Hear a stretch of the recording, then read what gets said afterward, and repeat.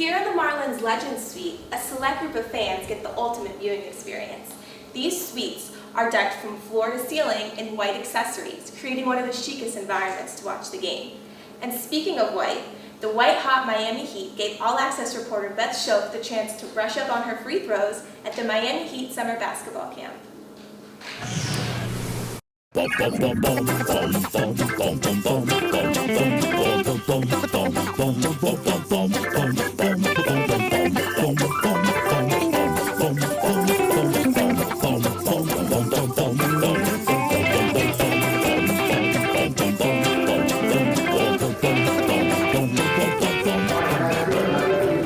were probably the best push-ups I've ever done.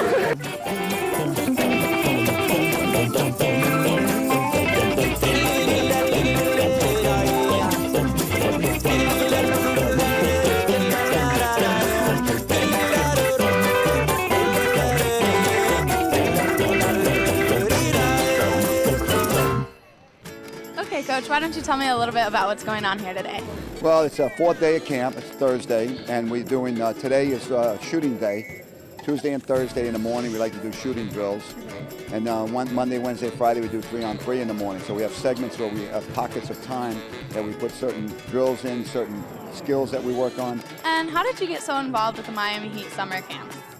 Well, I ran a lot of camps in New York before I came here, and then I had my own camp for 7 years. And when Pat Riley came to the Miami Heat in 1995, he wanted to have Miami Heat camps, which they never had in 7 years. So I gave up my camps and started running the Heat camps.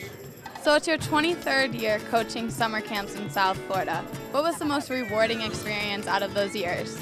You know, what I love is that when the kids learn from Monday to Friday. Every kid gets better from Monday to Friday. How much better they get depends on them. If they listen and they apply some of the things we're teaching them, one of my pet phrases is turn a weakness into a strength, which means that all of us have a strong hand and an offhand, and we try to get them to use their offhand a lot more, both on and off the court.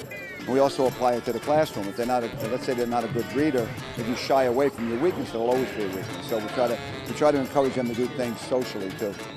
I took a visit to your website, notjustbasketball.com, and I saw that you mentioned a lot about this team concept.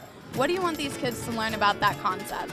Well, you know, when kids come to camp, they think basketball is only shooting the ball. Mm-hmm. They're not being selfish, they just don't know how to play.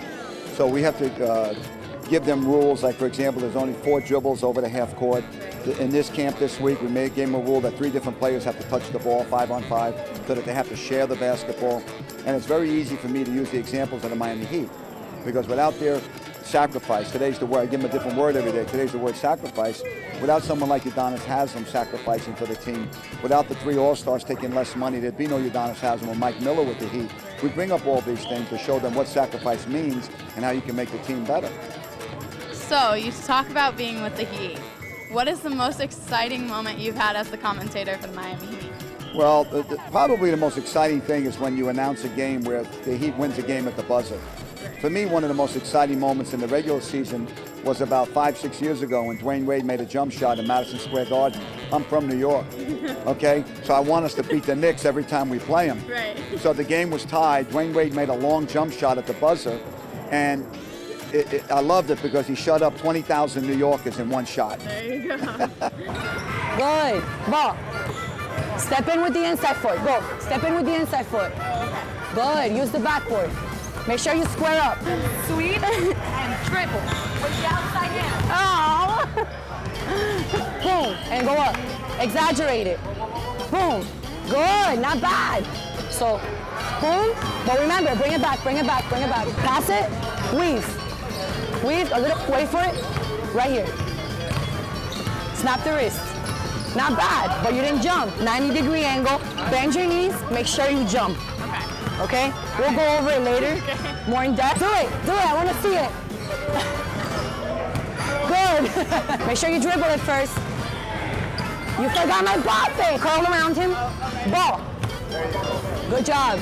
Use the backboard. 1, 2. Oh, God. Right, left, and then shoot it. Oh. Good, not bad. All right, good. Okay. So jab, attack. Okay. Jab, attack. Okay? Good.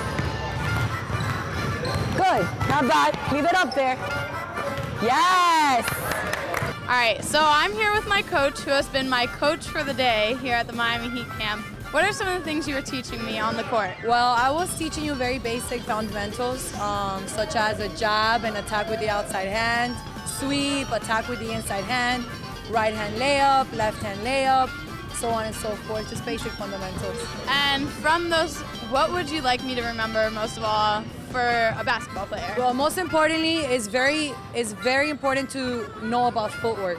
So in order to get your right hand layup and your left hand layup accordingly, you have to remember that the steps that you take or the dribbles that you take with your right hand, if you're gonna do a right hand layup, you're gonna go dribble, dribble, dribble, right, left, up. I was a dancer, so I tend to, yes, believe it or not, I'm a basketball player and a dancer. So when I explain to my girls in particular or to any of the boys here at the camp about footwork, I always try to break it down and specify like in dance movements, like dance steps.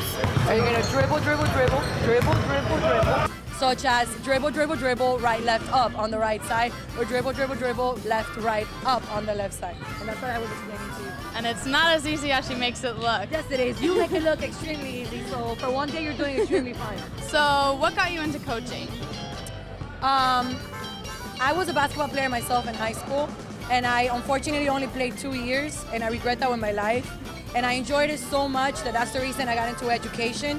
And because I got into education, I obviously like kids. I enjoy basketball, so I was like, why not do both? So I've been coaching for about 7 years now. And last question, am I gonna go pro? If you keep working.